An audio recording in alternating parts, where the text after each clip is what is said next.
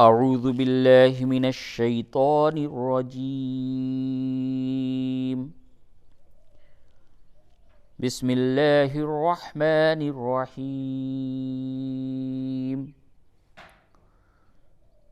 سورۃ العصر مکیہ۔ سورۃ العصر وہ سورہ ہے جو کہ مکہ شریف میں نازل ہوئی۔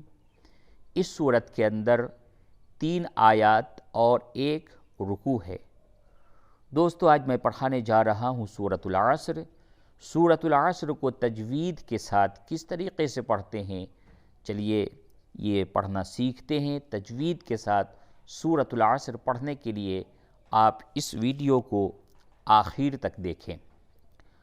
اعوذ باللہ من الشیطان الرجیم، یہ تعوذ کہلاتا ہے۔ بسم اللہ الرحمن الرحیم، اسے بسملہ اور تسمیہ کہتے ہیں۔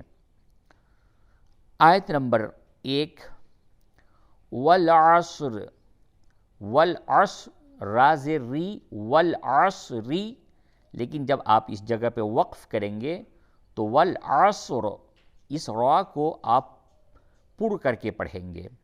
را کے نیچے زیر ہے، جب را کے نیچے زیر ہو تو اس وقت را کو باریک پڑھتے ہیں، اور را کے اوپر زبر اور پیش ہو تو اس وقت اس را کو پڑ کر کے پڑھتے ہیں۔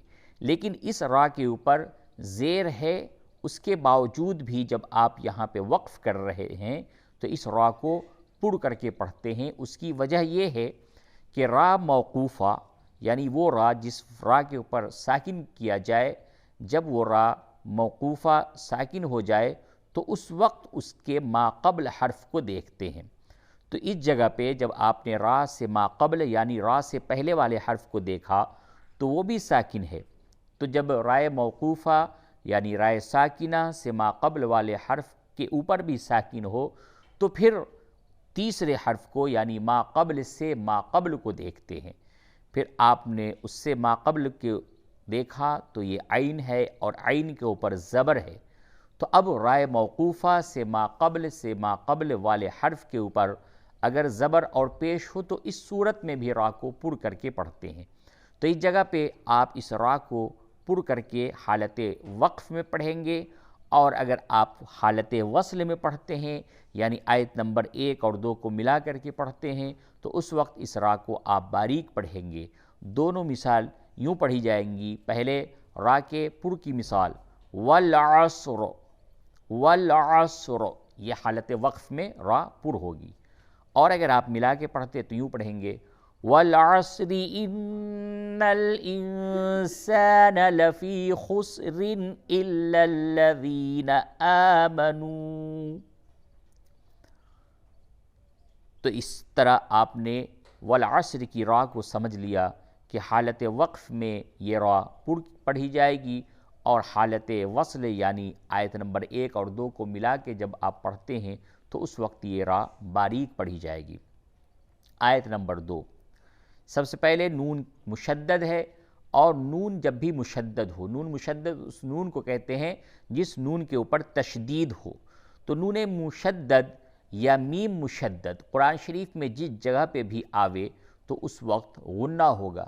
غنہ کہتے ہیں کہ ناک کے اندر نون کی آواز کو روکنا، یعنی ان الانسان، اور اس جگہ پہ اخفا ہوتا ہے کیونکہ نون ساکن کے بعد 15 حروف جو کہ حروف اخفا ہیں وہ جب بھی آویں تو اخفا ہوگا، اور یہ سین بھی حروف اخفا میں سے ہے۔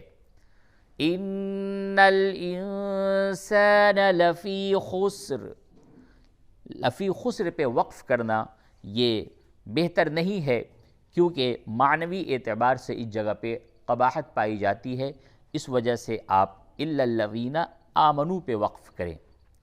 تو یوں آپ پڑھیں ان الانسان لفی خسر الا الذین آمنوا۔ اب آپ اعادہ کریں گے، جب آپ نے آمنو پہ وقف کیا تو آمنو پہ کوئی علامت وقف یا رموز اوقاف نہیں ہے، تو اس وقت آپ اعادہ کریں گے تو اللہ سے اعادہ کریں۔